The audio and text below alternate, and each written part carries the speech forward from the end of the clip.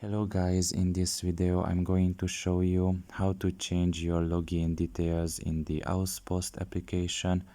The first thing you need to do is enter the app.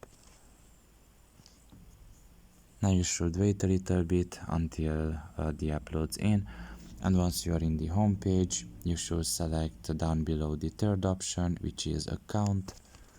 And after doing so, you should select here the first option, which is your profile basically, and you can see all your details here. And if you want to update your login details, all you have to do is just press update your details. And after waiting a little bit, you will be presented with a new page.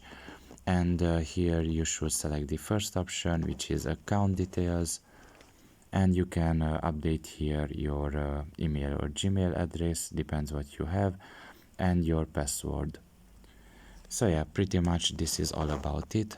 I hope this video was helpful to you. Thank you for listening and see you next time. Bye bye.